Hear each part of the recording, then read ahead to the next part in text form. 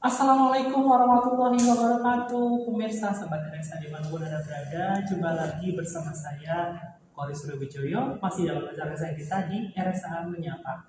Hari ini hadir di Kamis Manis. Halo Kamis Manis semuanya. Halo.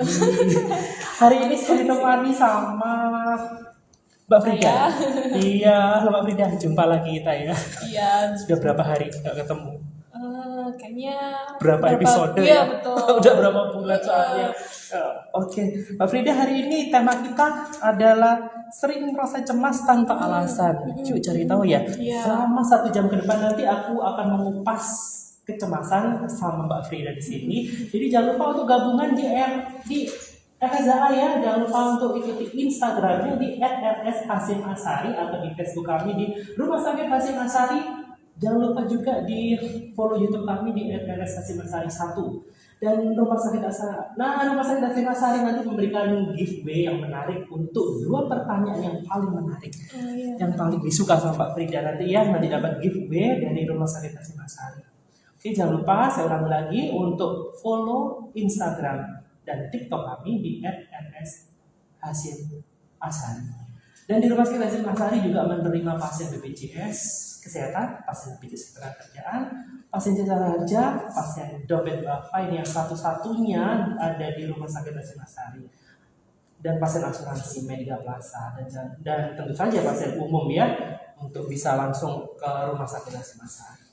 Kita IGD-nya 24 jam, jadi yang sahabat RSA yang punya keluhan, yang gawat darurat bisa langsung menuju ke Rumah Sakit Hasim Asari. Dan ada juga psikolog klinis ya Mbak? Iya, betul. Setiap kapan? Senin sampai hari Selasa sampai Sabtu. Selasa sampai Sabtu tiap hari berarti ya? Iya. Cuma Senin aja sama Minggu nggak ada? Minggu libur. Hari Selasa sampai dengan Sabtu. Kalau jamnya? Selasa dan Rabu itu jam 1 sampai jam 4, Kamis sampai Sabtu jam 8 sampai jam 12. Oke, langsung ketemu Mbak Frida langsung ya di sini, nanti bisa konsultasi tentang masalah kejiwaan atau tumbuh kembang atau apapun yang berhubungan dengan psikolog klinis, gitu ya Mbak Frida, benar nggak? Betul. Oke, kita lanjut kalau gitu, kita bahas tentang cemas ya intinya ya. Cemas itu apa sih Mbak Frida? Biasanya orang itu mengartikan cemas itu hampir mirip-mirip sama takut ya Mas Korea. Jadi sebetulnya agak ada perbedaan gitu di antara keduanya.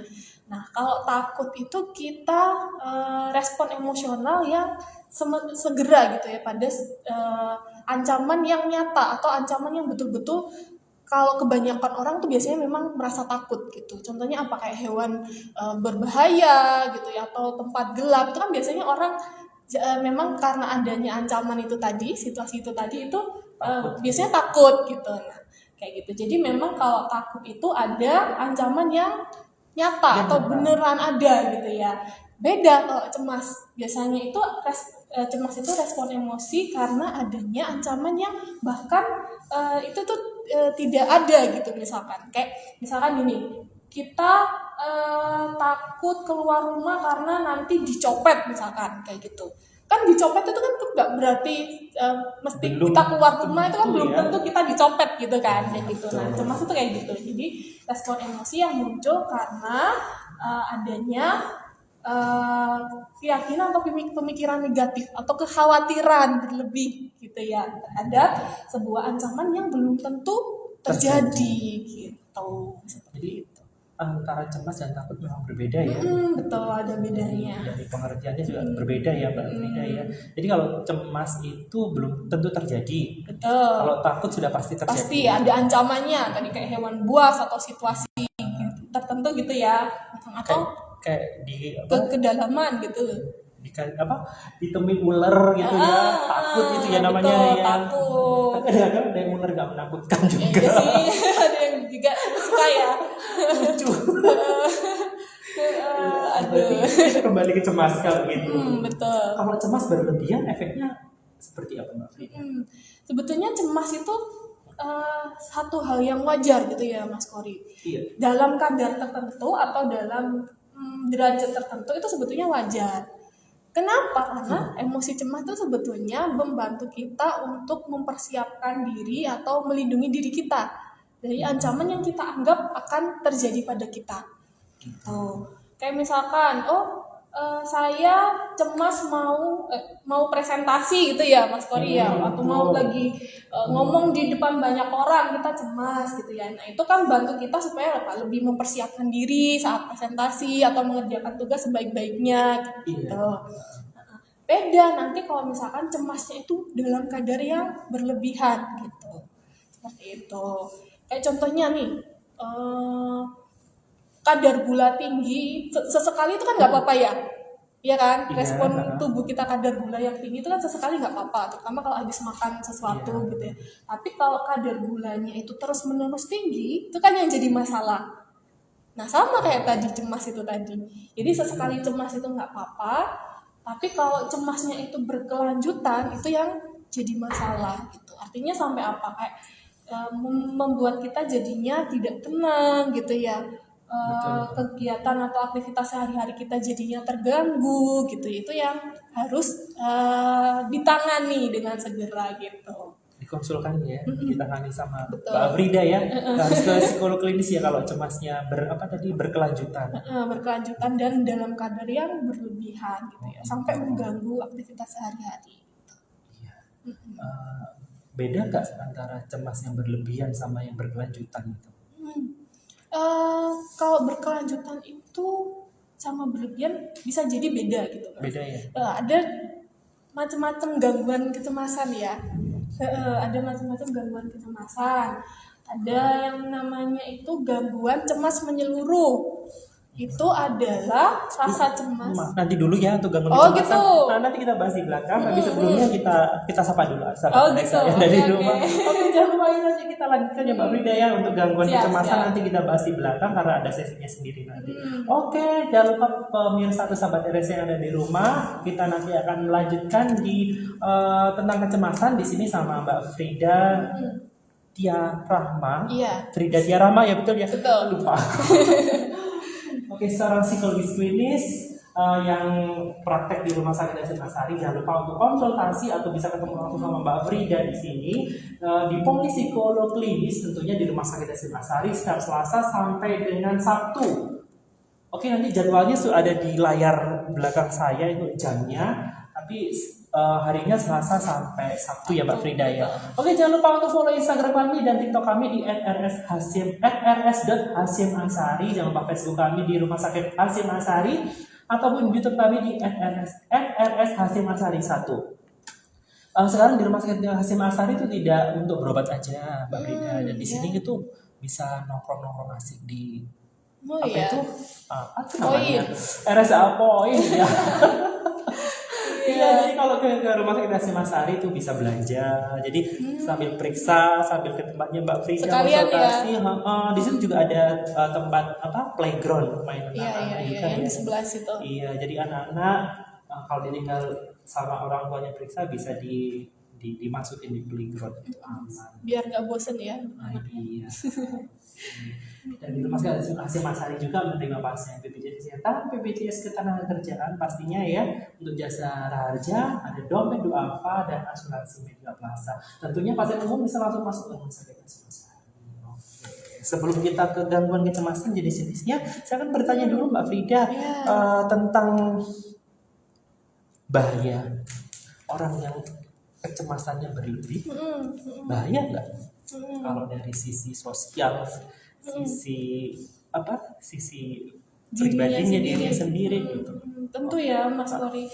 Saya pernah punya pasien gitu ya, beliaunya itu merasa cemas dalam interaksi sosialnya gitu, sehingga ketika dia mau berinteraksi sama orang lain itu udah kepikiran gitu ya Mas Lori, cemas, punya pikiran negatif gitu ya. Jadinya apa, dia sulit untuk berteman sama orang lain gitu ya, sulit dalam kuliahnya misalkan kayak gitu. Jadi kalau kadar kecemasan itu berlebihan tentu akan mengganggu fungsi sehari-hari, itu yang menjadi hal yang perlu diwaspadai gitu, seperti itu. Nah tadi kalau takut itu yang terjadi sifatnya itu kan dia otomatis ya, otomatis karena ada tadi ancaman gitu. Kalau cemas ini terjadinya ada 3 komponen Mas Kori. Yang pertama adalah dari segi pikiran atau Betul. kognitif gitu ya. Terus ada fisiologis atau tubuh, terus ada yang namanya perasaan ya cemas itu tadi. Kalau kognitif tadi ya, misalkan ada kekhawatiran, pikiran negatif itu yang mempengaruhi munculnya rasa cemas atau emosi tadi.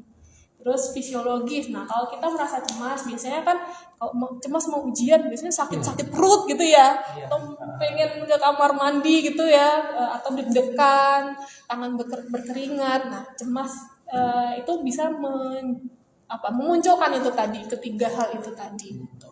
Nah kalau berlebihan tadi ya, seperti yang Mas Kori tanyakan, tentu dia akan mengganggu baik secara psikologis, tadi ya kognitif, dia punya kekhawatiran yang berlebihan banget gitu ya. Oh ini orang kayaknya mau jahat sama aku, atau ini orang nggak suka sama aku, itu kan pasti berpengaruh ya ke sosial kita misalkan itu tadi. Terus kalau secara fisik bisa muncul tadi gejala-gejala fisik, sering pusing, asam lambung ya, sering asam lambung gitu ya, atau kayak gampang-gampang masuk angin. Nah itu coba deh dilihat apa yang sedang kita rasakan gitu Mas Kori. Betul. Jadi pikiran atau itu bisa mempengaruhi ke kesehatan juga ya Mbak Betul, Frida ya. betul Ini sekali. saya mau tanya lagi, masih ada hubungannya dengan kejadian itu. Kadang-kadang ini biasanya itu ketika kita mendapatkan berita apa gitu kaget ya, terus kok tiba-tiba senep ke belakang itu pipis sampai berkali-kali gitu. Itu wajar nggak sih Mbak Frida? Pipis ke kamar mandi berkali-kali sampai gitu. Itu dalam situasi dapat suatu kabar iya, ya. Ada berita, mungkin berita meninggal atau berita apa, pokoknya berita yang mengejutkan. Itu dalam konteks wajar atau sudah termasuk berlebih? Nah kalau situasinya memang ada pemicunya gitu ya Mas Kori, memang berarti kan itu dalam konteks dapat kabar aja gitu ya. Nah itu kan berarti di situasional gitu munculnya rasa cemas, bisa jadi itu masih wajar. Akan berbeda ketika situasinya itu berlangsung terus menerus, kayak misalkan tadi contohnya cemas saat berinteraksi sosial gitu ya, kan berinteraksi sosial itu kan terus menerus ya terjadi gitu. Nah itu jadi satu hal yang gak wajar gitu, karena ada tuntutan untuk berinteraksi sosial gitu terus menerus kan. Jadi kalau orang cemas secara sosial tadi ya, dia harus berinteraksi sama orang lain itu terus-terusan merasa cemas, itu yang jadinya nggak wajar. Tapi itu bisa terjadi muncul lagi ketika ada kabar tersebut. Tetapi ketika nggak ada sesuatu, ya baik-baik saja. Itu masih dalam tahap wajar ya Mbak? Iya, karena ada tadi ya penyebab yang maklum nggak sih kalau orang lain juga merasa seperti itu, gitu nggak sih? Gitu. Tapi kadang-kadang ada orang yang biasa aja tuh, macam-macam gitu ya. Pokoknya intinya adalah ketika itu kadarnya berlebihan dan sudah mengganggu fungsi sehari-hari, itu yang perlu diwaspadai gitu Mas Kori. Kadang-kadang saya tuh punya rasa negatif thinking sama orang itu, apakah itu merupakan apa ya namanya ya, manifestasi dari cemas. Saya gejala kecemasan ini yang berlebih. Tadi ya 3 komponen itu tadi. Yang pertama tadi kognitif, afektif sama fisiologis gitu ya. Nah kalau tadi misalkan negatif thinkingnya itu terpola gitu ya Mas Kori, artinya itu sering kita miliki pemikiran negatif, itu hal yang perlu diwaspadai juga gitu. Pemikiran negatif kita itu memang betulan terjadi atau cuma di kepala kita gitu. Kadang kita suka menggandang-gandangkan sendiri nggak sih gitu, kayak misalkan dia saya berjalan gitu ya, dia nggak menyapa saya gitu ya. Nah itu kan kadang kita sudah menarik kesimpulan, nih kayaknya dia nggak suka sama aku deh gitu, kayaknya dia nggak mau berteman sama aku deh gitu kan. Biasanya mungkin ada kita menggandang-gandangkan sendiri tadi pemikiran negatif. Nah itu kita perlu untuk minum obat. Apa cuma sebatas konsol aja gitu? Bisa konsul dulu. Nanti kalau misalkan memang kondisi psikologisnya sangat mengganggu, ketika itu dirasa perlu, resep obat juga bisa membantu sebetulnya gitu. Jadi kita lihat kadarnya seberapa pemikiran negatifnya itu terpola dan sangat mengganggu atau enggak gitu Mas Kori. Oke, bukan pikiran negatif aja sih Mbak, kadang-kadang itu kayak gini, kayak wong iku kok aku melakukan gini ya, kayak wong iku nggak suka sama aku gitu. Memang ada kecenderungan seperti itu gitu. Ada kecenderungan seperti itu. Iya. Coba dicek deh apa yang bikin sering, karena gini, pemikiran itu kan jadinya mau nggak mau itu kadang muncul secara otomatis gitu kan Mas Iya. Kori. Kayak kita orang bergerak dikit, kayaknya dia nggak suka sama aku, itu kan Iya. otomatis muncul. Otomatis muncul. itu penyebabnya mungkin dari trauma atau apa Mbak Frida? Bisa jadi trauma. Trauma, Jadi dia apa ya? Mengeneralisasi pengalaman yang sudah pernah dia alami ke pengalaman yang mungkin dia alami di masa depan gitu. Iya. Kayak misalkan dia pernah dibilangin, oh kamu kok gini nggak bisa misalkan gitu. Iya. Nah, ketika dapat feedback negatif dari orang lain, dia akhirnya memunculkan itu tadi yang pernah dialami tadi. Oh kayaknya aku dinilai nggak bisa deh sama semua orang gitu kan. Dia jadinya mengeneralisasi gitu ke orang lain ataupun di situasi lain gitu. Terima kasih sekali ya, pembicaraan kita seru sekali hari ini tentang kecemasan ya.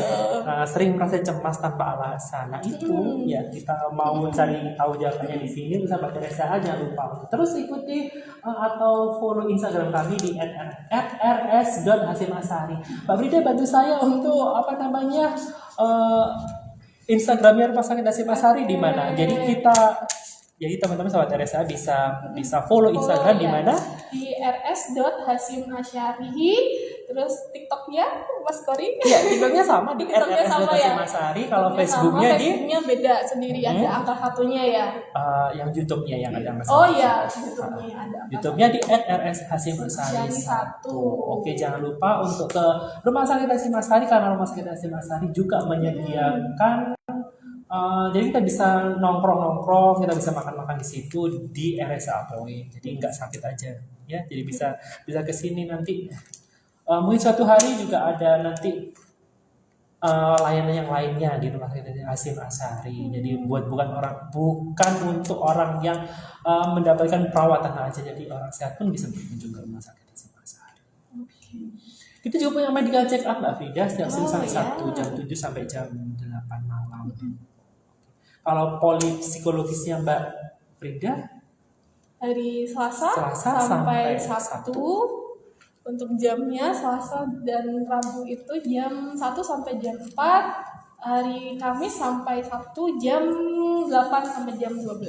Oke, saya sapa dulu ya sahabat RSA yang sudah bergabung di sini. Ada dari jauh sekali Mbak Frida, dari Kementerian Hukum dan HAM, Kementerian Hukum dan Asasi Manusia dari Manokwari, Papua. Oh, jauh sekali. Oke, ya selamat siang Bapak Kabib Hasibuan. 2 jam ya di sana ya sudah berlalu. Jadi di sana udah agak hampir malam, jam 5 sore ya di sana ya. Ya salamnya buat RSA yang semakin berjaya. Ada dari Malang juga, dari Aris Nurojik di Araya Malang. Oke, kita lanjut Mbak Frida. Tadi saya sudah konsultasi tentang kecemasan. Sekarang saya mau solusinya apa Mbak Frida kalau saya terjadi seperti itu? Nah tadi ya, kalau sesuai sama judul kan apa tadi Mas Kori bisa disebutkan judulnya?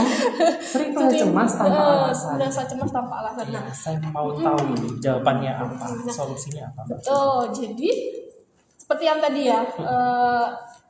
Maknanya cemas sendiri itu kan karena adanya kekhawatiran tertentu. Jadi sebetulnya cemas itu terjadi bukan tanpa alasan Mas Kori, tapi kadangkala memang tidak disadari gitu, sehingga munculnya itu kayak tanpa alasan.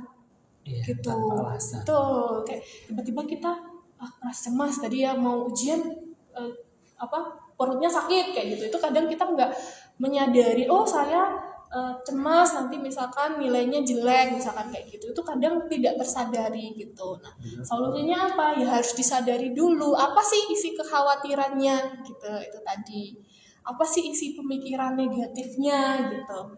Nah tadi ya pemikiran negatif, kognitif, emosi sama eh, fisiologis ya atau Iya. perilaku, bisa juga perilaku gitu. Ketiganya ini kan saling berpengaruh. Jadi dari pikiran negatif itu bisa bikin kita punya emosi tertentu gitu. Kayak tadi cemas itu kan emosi, marah itu kan emosi gitu ya. Terus yang ketiga ini tadi fisiologis. Tadi secara fisik, gejala-gejala fisik atau perilaku kita. Kayak tadi misalkan takut ujian atau takut presentasi gitu ya. Perilakunya apa? Menghindari, nggak mau presentasi misalkan kayak gitu. Nah itu kan sebetulnya saling mempengaruhi juga karena dia nggak pernah dapat kesempatan untuk presentasi atau menghindari kesempatan untuk presentasi, jadinya kan kecemasannya tidak terbukti kan. Iya, betul. Orang itu mikir nggak ya, tentu, belum tentu nggak ya, itu kan mungkin dia nggak tahu kan yang dipikirkan itu betulan terjadi atau enggak. Jadi itu akan semakin membuat itu rasa cemas gitu. Makanya tiga hal itu saling mempengaruhi. Yang perlu dilakukan adalah yang pertama, kita harus sadar apa yang kita pikirkan gitu ya, apa isi pikiran negatif yang ada di dalam kepala kita itu apa gitu. Kita cari apa sih buktinya yang membuktikan kalau pikiran negatif kita itu betulan terjadi gitu.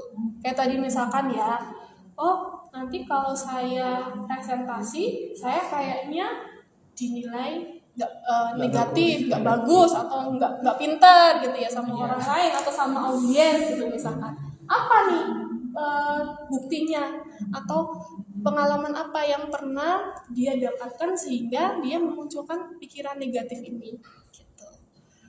Terus bukti sebaliknya apa atau bukti yang menunjukkan dia nggak dipandang negatif loh sama orang lain gitu.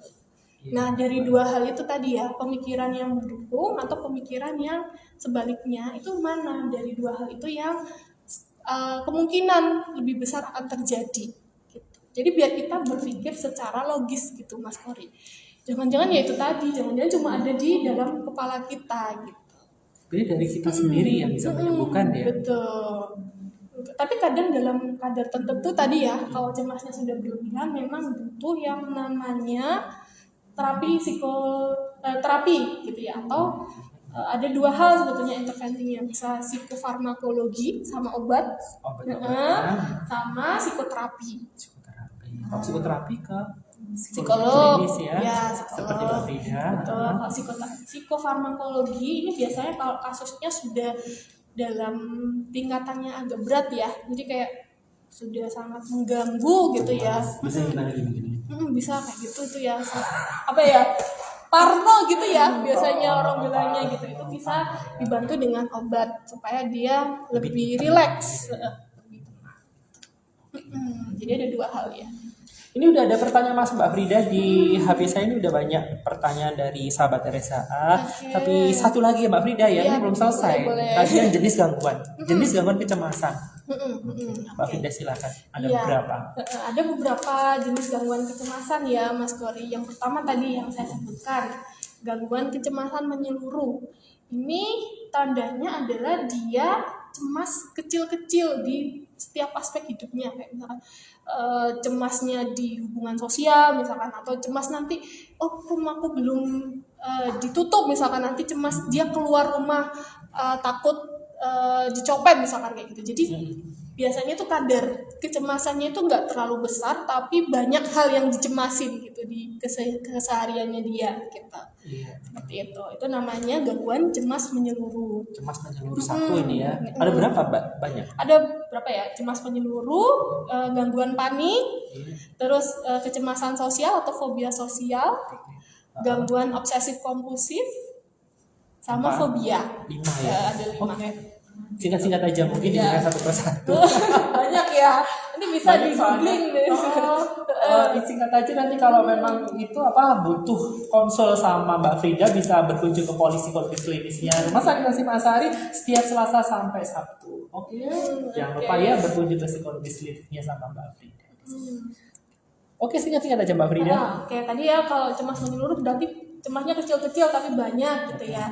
Terus kalau gangguan kecemasan sosial atau fobia sosial itu berarti dia cemas karena khawatir dapat penilaian negatif dari orang lain ya, atau yang situasi yang berinteraksi sosial gitu.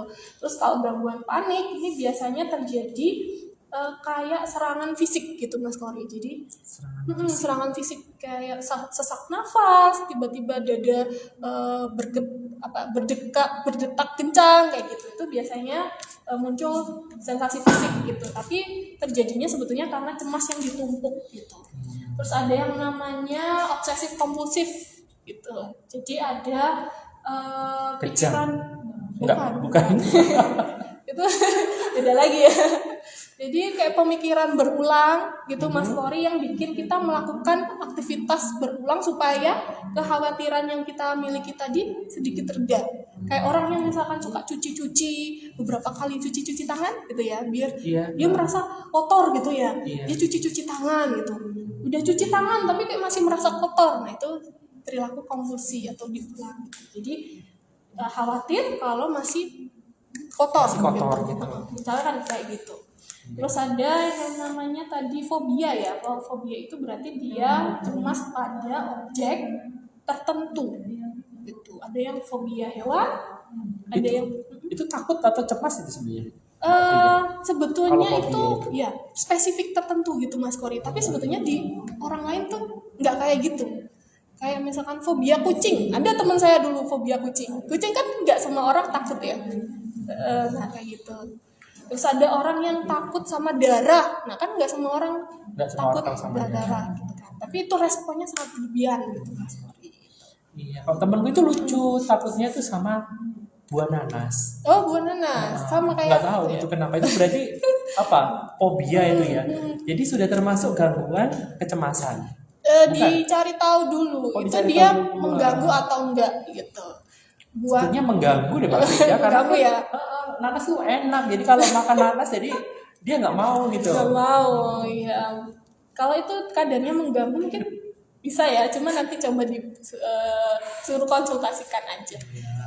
Aneh kan? Kalau saya lihat, kok aneh banget, takut sama nanas, takut sama rambutan. Itu Raffi Ahmad ya? Iya. Rambutan itu. Iya gitu. Jadi banyak macamnya. Oke Mbak Frida, nanti kita bahas lagi ya tentang kecemasan. Kita baca dulu pertanyaan dari sahabat Teresa A yang sudah masuk di handphone saya ini. Banyak sekali Mbak Frida, nanti catat persatu ya. Oke, ini dari Manggi _full. Halo, selamat siang Bapak Manggi. Bapak Manggi _full. Ini tahu gue nih. Ini temenku yang ada di Sumber Geraha Sejahtera PTSB Jombang nih, dari Plywood. Oh gitu. Iya, ini lagi nyaksikan nih kayaknya. Oke, tindakan apa ini? Tindakan preventif kan butuh menduga-duga, tapi tetap muncul rasa cemas. Maksudnya apa ini Mbak Frida? Oh jadi maksudnya preventifnya itu biar nggak jadi cemas berlebih gitu mungkin Mas Kori. Mungkin ya. Jadi pertanyaan gini, tindakan preventif kan butuh menduga-duga, tetapi tetap muncul rasa cemas. Maksudnya silakan diterjemahkan. Kalau yang saya pahami ya mungkin ya kita mengantisipasi itu kan memang perlu gitu ya Mas Kori. Biar kita ya itu tadi mempersiapkan diri gitu kan. Ya balik lagi cemas itu kan sebetulnya sehat juga dalam kadar tertentu supaya bantu kita untuk mempersiapkan diri menghadapi sebuah situasi gitu. Cuma jadinya tidak sehat ketika antisipasinya itu berlebihan gitu. Kayak misalkan kita takut ketabrak di jalan raya gitu kan. Itu kan kenapa mesti takut gitu? Wajar sih sebetulnya ya kan? Wajar sih.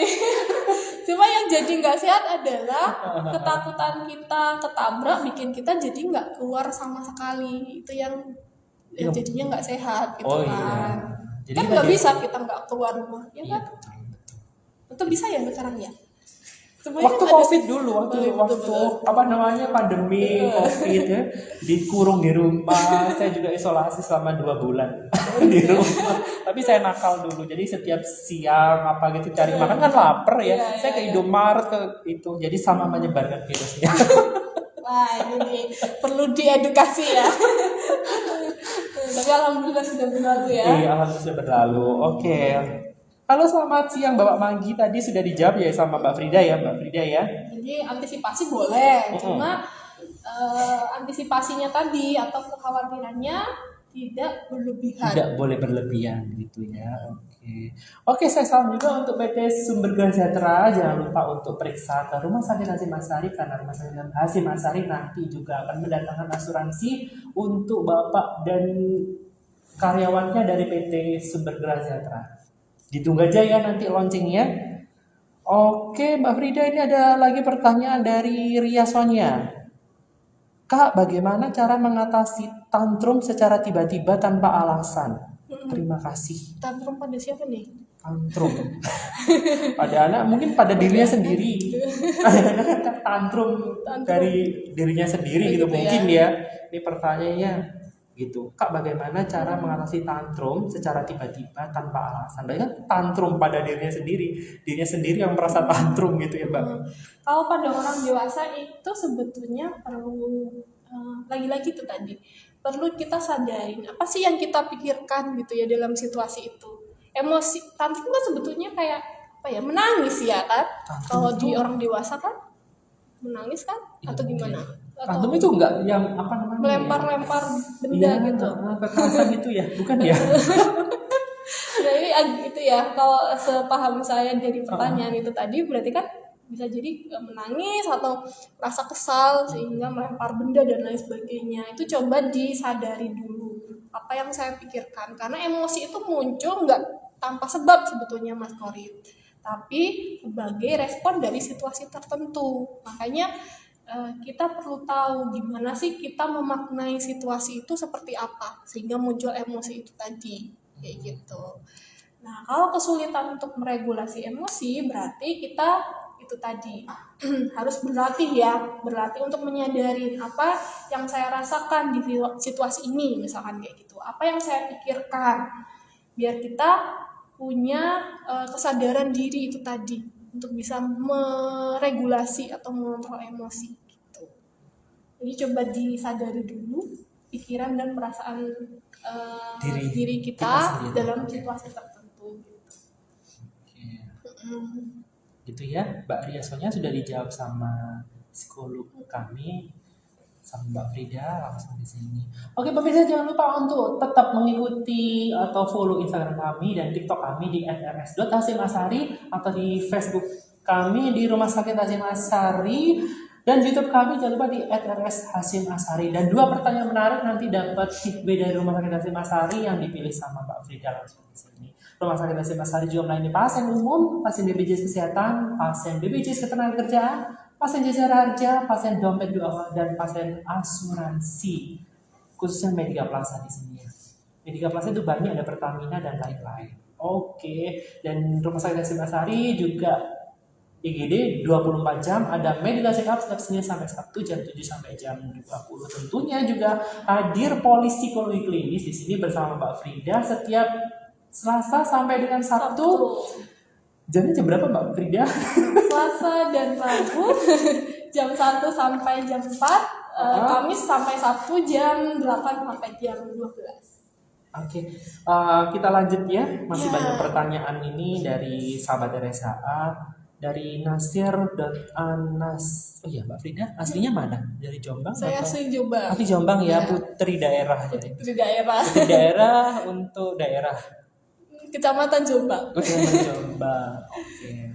Dulu kuliahnya di UMM. Oh Malang. Iya. Jadi Mbak Frida dari UMM terus setelah menjadi seorang psikolog jadi kembali lagi ke Jombang gitu ya. Di putri daerah untuk daerah mengembangkan daerahnya sendiri gitu ya Mbak Frida ya. Jaya Jombang. Oke, ada Nasir.ana, Mbak. Izin tanya Bu, berarti sebenarnya cemas tanpa alasan itu ada atau tidak ya? Kalau cemas tanpa alasan, gini. Ada kan pastinya ya. Itu tadi bisa jadi muncul karena kita nggak menyadarin kita punya kekhawatiran apa gitu. Tadi ya, cemas itu kan kekhawatiran terhadap situasi tertentu gitu, yang terdiri dari 3 komponen ya, kognitif, psikologis, kognitif, afektif sama fisik gitu. Nah bisa jadi muncul tanpa alasan itu karena kita nggak sadar sama alasan kita merasa cemas. Itu memang biasanya tahap awal untuk bisa mengerjakan itu tadi, mengintervensi masalah kecemasan gitu Mas Kori. Jadi perlu kita sadarin apa yang kita pikirkan atau pikiran negatif kita itu apa gitu. Jadi kalau tanpa alasan kayaknya enggak ya, cuma mungkin tidak tersadari itu tadi. Gitu. Oke ya Bu Ana, sudah dijawab sama Mbak Frida. Ini ada pertanyaan lagi Mbak, langsung aja ya, banyak ini Mbak. Dari Musinta, halo Vici Kori dan Mbak Frida. Sering kayak gitu, maklum sih. Mbak Frida ya, bukan Mbak Firda, Mbak Frida, FRIDA. Oke, halo Mbak Musinta, selamat sore. Sore apa siang ya sekarang ya? Bisa sore, bisa siang ya. Oke, bisa cepat, bisa enggak ini buat saya. Tanya dong Mbak Frida, gimana sih caranya mengatasi demam panggung sebelum presentasi atau tampil ke depan banyak orang? Ini pentas, konser, talk show, macam-macam, pokoknya demam panggung itu. Kenapa mesti demam sih? Apaan sih? Jadi apa? 40 derajat gitu maksudnya. Oke, kenapa namanya mesti demam gitu loh? Oke, silakan Mbak Frida. Caranya adalah kalau kita merasa cemas, tadi ya respon fisik itu bisa jadi muncul kayak tadi berkeringat, dada berdebar kencang gitu ya, atau sakit perut gitu ya. Gitu. Nah biasanya tubuh juga tegang kan Mas Kori? Iya, ini kan? Saya tegang kayaknya Mbak Frida, ini berkeringat. Iya. Dia ini panas atau gimana? Nggak tahu. Jadi itu kalau dalam situasi yang kita butuh untuk perform segera gitu ya tadi ya, presentasi, tampil itu bisa kita atasi dengan mengatasi tadi gejala fisik dulu. Jadi mengatasi gejala fisik dulu. Jadi bisa dengan latihan nafas biar kita jadinya lebih tenang gitu. Latihan nafas bisa, atau kayak misalkan minum air dulu sebelum tampil, nah itu bisa kayak gitu. Jadi lakukan hal-hal yang membuat kita jadi merasa lebih tenang gitu. Bisa tadi ya, tarik nafas, latihan nafas, minum air, terus kalau orang biasanya zikir atau wudhu boleh kayak gitu. Jadi supaya apa, reaksi tubuh kita tidak terlalu tegang tadi ya. Biasanya kalau kita tegang itu kan pikiran juga muncul, nggak apa ya, pikiran yang negatif itu muncul gitu. Nah itu tadi bisa dengan mengelola secara fisik. Dikelola secara fisiknya ya, fisiknya dikelola gitu ya Mbak. Boleh nggak kalau gini? Kalau misalnya seorang penyanyi ya, saya seorang penyanyi, mau nyanyi pentas konser gitu, saya menganggap diri saya adalah Mbak Kade gitu. Jadi saya seolah menjadi Krisdayanti gitu. Biar gak cemas kan, kalau gitu bisa nggak Mbak Frida? Ya, biasanya itu namanya afirmasi ya. Afirmasi. Betul Mas Kori, afirmasi positif. Jadi kayak aku bisa, aku akan tampil baik, itu kan biasanya afirmasi bisa tuh kayak gitu. Jadi kita mengurangi kekhawatiran tadi ya.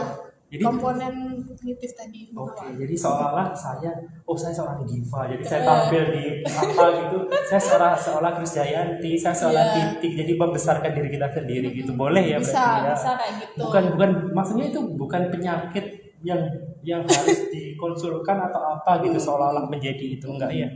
Nah kalau dalam situasi tertentu misalkan tujuannya adalah untuk bantu kita menjadi lebih tenang gitu ya, itu nggak apa-apa. Tapi kalau misalkan itu diterapkan sehari-hari gitu ya, misalkan jadi kayak menganggap diri kita seperti Krisdayanti terus-menerus kan juga nggak mungkin gitu ya. Nah itu yang perlu diwaspadai sih sebetulnya gitu. Oke, pokoknya nggak boleh berlebihan. Betul. Gitu ya. Karena yang berlebihan itu yang tidak baik gitu ya. Oke Mbak Frida, ini ada salam juga masuk dari BPJS Kesehatan Cabang Jombang dari Mas Safi'i. Halo, selamat siang Mas Safi'i. Halo. Jangan lupa lagi nonton bareng di sana. Oke pastinya. Halo Mas Safi'i, salam mutu RSA semakin siap, semakin sigap, semakin islami, semakin amanah dan semakin progresif gitu ya, sesuai dengan mutu kita di rumah sakit. Oke, lanjut tadi. Masih ada ya? Masih banyak sekali. Satu-satu saya bacanya Mbak Frida. Nah, dari Magi lagi nih muncul. Cemas ini bisa mengarah ke fobia atau tidak? Bisa ya. Pada kan, akhirnya ya. yang tadi ya yang ada berapa 5 tadi ya? Iya, 5 5 jenis kecemasan. gangguan kecemasan, salah satunya bisa termanifestasi atau terwujud dalam gangguan fobia. Oke, jadi ini pertanyaan singkat ya. Cemas ini bisa mengarah ke fobia atau tidak? Bisa, coba. Bisa, hati-hati ya. Kalau sering cemas, nanti fobia gitu pada akhirnya. Cemas karena cemas karena ditemui. Interaksi sosial misalkan, nah, itu bisa jadi fobia sosial, Mas Oh, Kori, gitu ya. Fobia Next ya, sosial Mbak. atau kecemasan sosial. Iya, boleh. Ini waktunya sudah hampir habis ini. Oh iya, Masih lama ya? kurang lebih 20 menit ya. Oke, masih lama berarti, Mbak. Oke, dari Mbak underscore Nirma. Panic attack dengan tremor apa sama? Apa memang panic attack itu gejala salah satu tremor? Panic attack, berarti serangan panik. Serangan panik tadi ya, kayak dia Aku panik gitu. Aku panik. Aku lagi panik, jangan deketin aku gitu. Nah, tadi kalau panik attack atau serangan panik itu memang yang disadarinya itu gejala fisiknya ya, Mas Kori. Jadi kayak sesak nafas, terus dada rasanya kayak mau meledak gitu ya, atau kayak ya sesak nafas sih biasanya keluhannya gitu. Atau bergetar tadi ya, tremor gitu ya. Tremornya. Tremor itu bisa jadi salah satu gejala serangan panik. Cuma biasanya yang paling sering dikeluhkan di gangguan panik itu 2 itu tadi, terasa sesak atau dadanya seperti rasanya mau meledak kayak gitu. Itu sih. Berarti, coba nanti dilihat itu seberapa sering dia merasa seperti itu. Jadi panik attack itu memang gejala dari tremor ya? Tremor gejala dari panic attack. Panic attack. Iya. Cuma itu yang membedakan normal sama nggak normalnya adalah tadi kadarnya, dia berlebihan atau tidak, terus frekuensinya, dia seberapa sering munculnya gitu. Terus dampaknya itu dia mengganggu sehari-hari atau enggak gitu. Jadi gangguan itu bisa dilihat dari 3 hal itu tadi. Oke, terima kasih Mbak Frida. Oke Mbak Nirma, jadi tremor adalah salah satu gejala dari panic attack. Lanjutnya Mbak Frida ya dari arka.calm. Assalamualaikum. Waalaikumsalam warahmatullahi wabarakatuh. Mas Arka, mau tanya nih Kak, cemas berlebihan apakah termasuk gejala stres? Nah ini stres dan cemas. Stres sendiri itu apa sih Mbak? Ya, kalau stres itu kita lihat lagi ya. Kalau cemas itu kan berarti kekhawatiran terhadap sesuatu yang bisa jadi belum tentu terjadi. Kalau stres itu ada sama kayak takut, cuma dia dampaknya yang beda gitu Mas Kori. Kalau stres itu memang ada event atau situasi yang menekan gitu, kayak misalkan apa deadline tugas ya, kerjaan udah mau harus dikumpulin nih, atasan bilang gitu ya, harus dikumpulin cepetan, atau revisi nggak kelar gitu ya. Nah, itu kan sebetulnya tekanan tuh. Iya, itu bikin respon emosi berupa stres gitu, karena ada tekanan eksternal gitu. Kalau cemas ya itu tadi yang bikin kita khawatir belum tentu terjadi. Nah, apa tadi pertanyaannya? Cemas yang berlebihan apakah termasuk gejala stres? Cemas yang berlebihan apakah termasuk dalam gejala stres? Tergantung sih. Tergantung ya. Karena itu juga berbeda kan pengertiannya tadi ya. Berbeda. Cuma kadang kecemasan itu bisa bikin kita tambah stres gitu. Ya. Bisa jadi kayak gitu. Cemas. Antara cemas dan stres jadi cemas gitu. Iya, digabung ya. Oke, bisa mungkin menambah-nambahi tadi ya tekanan gitu. Mungkin aku dikasih nih solusinya biar aku nggak stres. Kan kadang tadi Mbak Frida bilang kalau kita di deadline sesuatu ya tanggal ini harus dikumpulkan. Nah, itu untuk solusinya apa Mbak Frida? Biar nggak stres gitu kan. Terus darah tinggi, tensinya terus 190. harus ke itu ya kayaknya ke IGD ya. Iya 190 langsung ke IGD aja, takutnya kan ada itu apa namanya pecah pembuluh darah. Oke, Iya. solusinya gimana Mbak Frida? Biar kita nggak stres gitu. Oh stres ya, ada dua sebetulnya Mas Kori. Ada solusi segera sama solusi pencegahan gitu ya. Solusi segera itu maksudnya kita harus menyelesaikan itu. Gini, solusi segera itu ada dua hal juga, dibagi dua lagi. Cara penyelesaian masalah berfokus pada emosi, cara penyelesaian masalah berfokus pada problem gitu. Ya, kalau emosi tadi ya, berarti kita coba cari cara untuk menenangkan diri dulu. Stres kan sama gejala fisiologisnya kayak tadi ya, apa namanya, susah tidur misalkan kayak gitu, atau kepikiran terus menerus kayak gitu kan. Nah itu kita bisa cari cara untuk bantu kita jadi lebih tenang gitu. Nah tapi kita juga harus punya tadi problem fokus atau penyelesaian masalah berfokus pada masalahnya itu tadi. Jadi caranya kayak gimana? Oh berarti kalau saya sudah merasa tenang, saya akan melakukan ini misalkan, atau tugasnya dipecah-pecah gitu ya.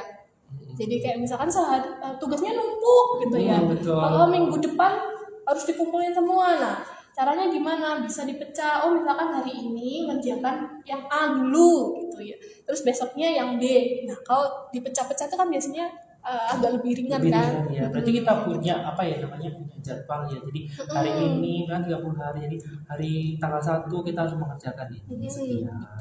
Ada planning gitu ya Mbak. Ada planning, betul, planning. Jadi berfokus untuk menyelesaikan masalahnya itu tadi yang bikin kita stres gitu. Sangat bagi yang mau stres. Stres ya. Planning ya Mbak Frida, Planning, betul. planningnya harus baik gitu ya. Planning Jadi untuk harus menyelesaikan stres tadi. iya, di schedule dirinya sendiri, membuat schedule gitu biar nggak stres. Mbak Frida, ini ada pertanyaan dari Belanda Mbak. Wah, naik pesawat dulu kita. Jauh ya. Dan teman saya pemain bola. Oh iya. Yang tampan itu. Siapa yang namanya? Ivar Jenner. Tahu kan Mbak Frida? Yang sering muncul di. Kurang tahu saya. Bukan itu ya, penikmat bola. Oh, bukan penikmat bola ya. Iya. Oke, tapi sering muncul Pak, kadang-kadang saya ditemenin kok. Oh gitu. Iya kan ada di apa namanya? Di botol mineral itu. Oh ditemeninnya dalam bentuk gambar. Botol gambar. Oke. Iya biar nggak panik saya. Ini Mbak Frida, jadi apakah ada makanan tertentu yang dapat membantu untuk meredakan kecemasan dari makanan? Makanan ya. Jadi kalau kita cemas, makan buah apa gitu selesai gitu. Ada nggak gitu? Iya, nah ada orang yang percaya gitu ya kalau makan makanan tertentu kayak misalkan, saya sempat cari jurnalnya ya Mas Kori, katanya yang mengandung lemak hewani itu bisa bantu meredakan kecemasan gitu ya. Cuma ternyata dari hasil penelitiannya itu masih belum banyak gitu. Betul. Jadi masih agak sulit untuk disimpulkan apakah makanan tertentu bisa bantu mengurangi rasa cemas. Cuma untuk mengatasi rasa cemas, penanganannya ada dua tadi ya, psikoterapi sama psikofarmakologi atau resep obat dari psikiater. Kan mitosnya memang kalau makan coklat bisa bikin hati kita tenang. Ya. Kita diputus pacar kan biasanya makan coklat. Coklatnya dari pacar memang jadi tenang. Masih merasakan kehadiran gitu ya dari coklat yang dikasih gitu ya. Tapi itu masih belum ada penelitiannya ya, belum ada. Gitu. Kita lanjut ini dari teman-teman dari sahabat Teresa ya. Dari Stro.Berimagadonat. Selamat sore Bu Frida, izin bertanya, jika kesedihan berlebih dan berlangsung lama hingga sehari-hari terasa hambar, apakah normal ya? Normal nggak Mbak Frida kalau sedihnya itu berlarut-larut gitu? Ya, emosi itu tadi ya terjadi atau muncul sebagai respon tertentu dari sebuah situasi. Nah, kalau responnya itu terus-menerus, itu harus jadi tanda perhatian ya, Mas Kori. Karena kan nggak mungkin ya, kalau orang pada umumnya atau orang yang sehat itu kan nggak terus-menerus merasa sedih gitu ya, atau merasa bahagia terus-menerus kan. Nah, bisa jadi bipolar tuh. Kalau sedih terus bahagia, nah itu harus diwaspadai. Jadi kalau tadi pertanyaannya adalah sedih terus-menerus, itu sepertinya perlu penanganan, karena pada orang biasa, pada umumnya itu nggak mungkin menetap lama gitu emosi itu. Iya. Gitu. Tadi Mbak Frida bilang bipolar ya. Saya kok teringat diri saya sendiri. Oh, kenapa tuh? Tadi 1 jam yang lalu saya tuh sedih. Terus setelah ketemu sama Mbak Frida ini kok bahagia gitu. Itu termasuk bipolar gitu. Kalau bipolar itu sebetulnya perubahan emosinya bukan yang secepat itu ya, Mas Kori. Biasanya itu bertahan. Durasinya biasanya kalau nggak seminggu gitu ya, dalam jangka 3 atau 4 hari baru perubahan emosi yang ekstrim gitu. Jadi kalau dari tadi sedih terus ketemu sama orang yang bikin kita seneng terus merasa senang, itu bukan bipolar, tapi Bukan, memang ya. adanya perubahan mood aja yang normal gitu. Tapi kalau perubahannya ekstrim tadi ya dalam jangka waktu yang agak lama tuh perlu diperiksakan sih. Jadi saya nggak perlu diperiksakan ya, karena masih 1 jam. Masih 1 jam ya. Oke, kita lanjut ya Mbak Frida ya. Ini dari _Nirma_NR. Kak Frida, jika seseorang pernah dinyatakan depresi, lalu berobatnya hanya berlangsung 2 bulan, apa bisa dinyatakan pulih?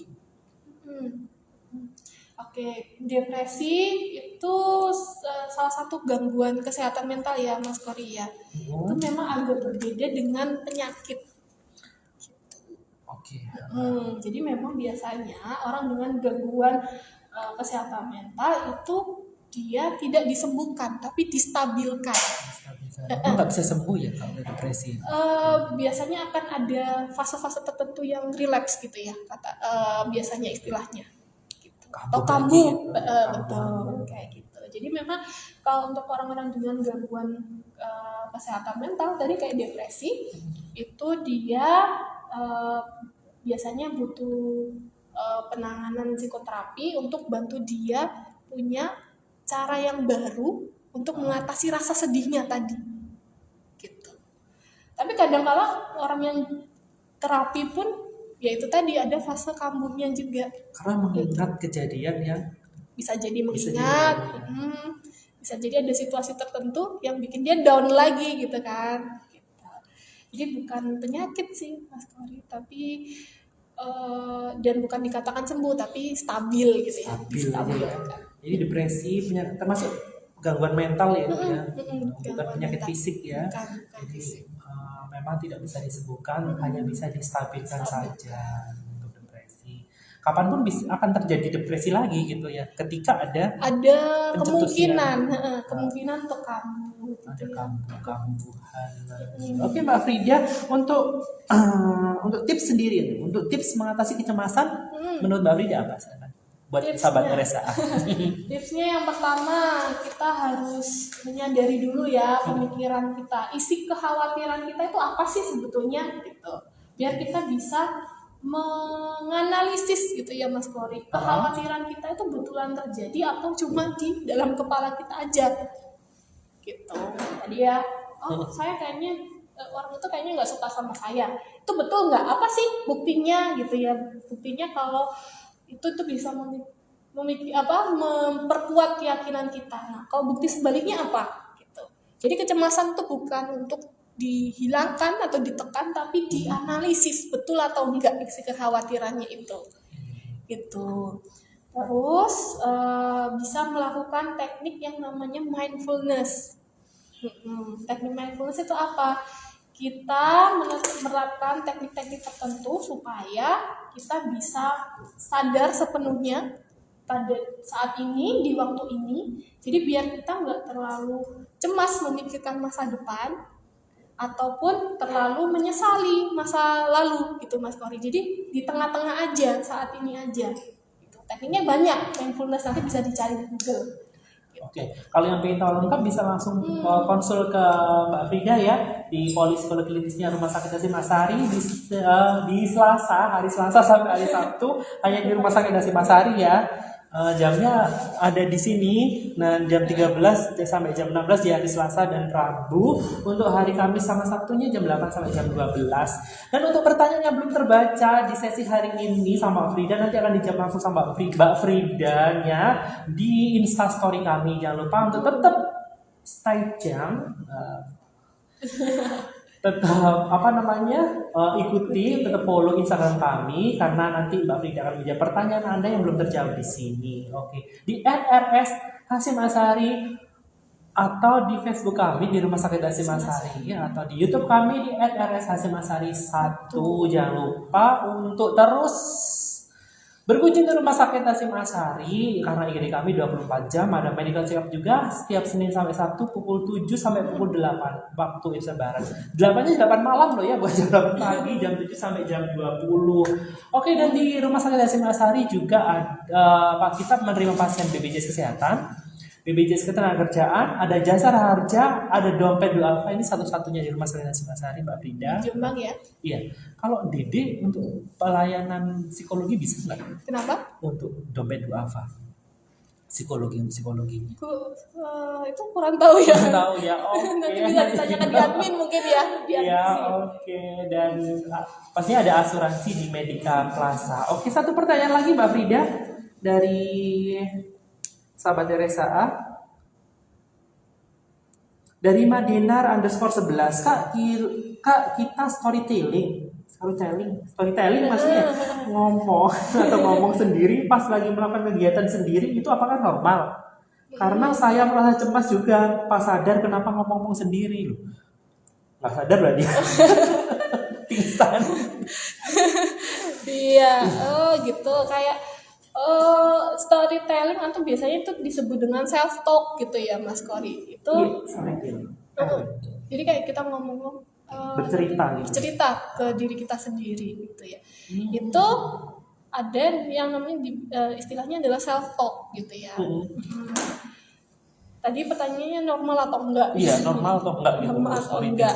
Iya, ya dilihat aja kadarnya itu berlebihan atau enggak. Kadang kita sendirian pun kadang kayak cerita sendiri nggak sih? Pernah nggak sih kayak Mas Kori cerita sendiri? Kayaknya aku mau beli apa buat makan siang gitu, pernah nggak? Pernah kan? Pernah. Nah, itu kan wajar ya. Iya. Kayaknya enak nih makan ayam geprek misalkan ya gitu kan. Nah, itu kan namanya self talk juga. Kan nggak ada orang lain yang kita ajak ngomong gitu kan. Kayak gitu. Jadi kalau itu memang tidak dalam kadar yang berlebihan itu tadi itu masih nggak apa-apa. Terus tidak mengganggu fungsi sehari-hari gitu ya. Jadinya misalkan kayak kita nggak percaya sama orang lain untuk bercerita gitu ya. Karena kita merasa bahwa orang lain itu ancaman kalau kita bercerita ke mereka gitu. Jadinya cuma bercerita ke diri sendiri itu kan satu hal yang perlu diwaspadai juga. Jadi dilihat aja kadarnya, seberapa sering sama dampaknya di keseharian gitu. Jadi apapun itu ya Mbak Frida ya, kalau saya simpulkan kalau yang berlebihan itu memang tidak wajar ya. Nah, jadi kalau bagusnya itu ya biasa-biasa aja gitu ya. Kalau mencintai juga jangan berlebihan ya sayang ya. Oke Mbak Frida, pesan-pesan untuk sahabat Teresa yang ada di rumah silakan. Oke, jadi hari ini kita membahas tentang cemas gitu ya. Bapak Ibu atau sahabat Teresa semua yang merasa ada keluhan itu silakan, jangan cemas untuk berkonsultasi gitu ya. Saya nggak marahin kok ke yang datang berkonsultasi. Jadi silakan, misalkan ada hal-hal yang mengganggu fungsi keseharian atau sering merasa tidak tenang, boleh silakan konsultasi gitu ya, datang ke RSAA. Ke Polipsikolog Klinisnya Mbak Frida ya, di hari Selasa sampai hari Sabtu. Dan untuk pertanyaan yang tidak sempat terjawab di hari ini nanti akan dijawab sama Mbak Frida di Instastory kami di @rs_hasyim_asyari atau di Facebook kami Rumah Sakit Hasyim Asyari. Pantengin terus pokoknya di Instagram atau TikTok kami atau FB kami atau YouTube kami, semuanya tentang Hasyim Asyari. Untuk itu sebelum saya pamit, Mbak Frida nanti itu ya Kalau siap, sigap, Islami, amanah, progresif. Gitu Siap, ya. ya. Oke pemirsa, saya Kori Surowijoyo bersama Frida Tiara Psikologis. Jangan lupa saksikan terus RSA Menyapa setiap Rabu atau Kamis pukul 15 waktu Indonesia Barat hanya di @rs Hasyim Asyari Instagram kami. Saya akhiri, wassalamualaikum warahmatullahi wabarakatuh. RSA siap, sigap, Islami, amanah, progresif. Dadah, sampai jumpa.